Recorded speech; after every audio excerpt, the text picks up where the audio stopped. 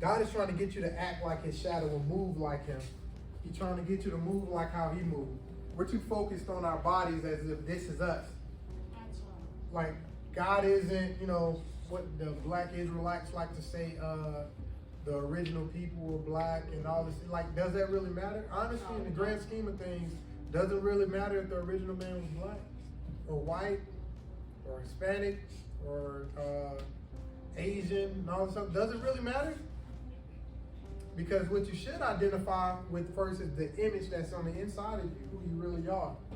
What really matters is for you to act like God and to act like him in the earth. That's what matters. Your skin color doesn't matter. Your culture doesn't matter. It really doesn't. It's of no importance. And the only way to learn who you really are is through challenges and obstacles. Like if everything was easy in your life, who had everything easy in their life? Nobody had like an easy life so far. You have, Caesar? When I was younger, yes. You like 12 right now. What you mean? Well, when I was like younger. But you ain't that old. Like you said when you were younger. Yeah, when I was like 5, 6, around that Okay. age. So how much? So when you were 5 or 6, it was easy. And from 5 or 6 to 17, it hasn't been so easy. Correct? Ever since like 12 years old, yeah, it's like Okay. So 12 then. yeah. So what you've learned from being born to 12, did you learn more in between that span up into 12 or 12 to 17? 12 to 17.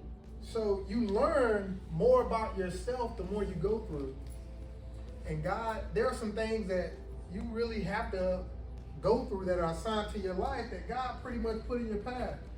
Like you have to go through some things. You can't get around certain challenges. You know what I mean? Like you can't escape certain things in your life because God has put them in front of you so that you can go through it, learn about yourself, and learn about him in you. Does that make sense? Like y'all, who's all had situations that they wish they never have gone through? But now that you through it, you can look back on it and, you pull from that experience. Or have y'all just like got through it like, man, I ain't doing that again. I mean, both. A little bit of both. Yeah. Did you put it on yourself? Okay. And would you do it again? No. Honestly, would you do it again? Because people say, I ain't gonna do that again, they do it again. Like, Well, it depends on a lot of dudes talk to like these crazy girls and stuff like that, and they lead a relationship and like, man, they ain't gonna talk to that crazy person no more, but they probably end up going back and talking to him again. Or a girl that like a guy that ain't no good for him, and then she go back to him because it's familiar. It's the same stuff. Or check it out.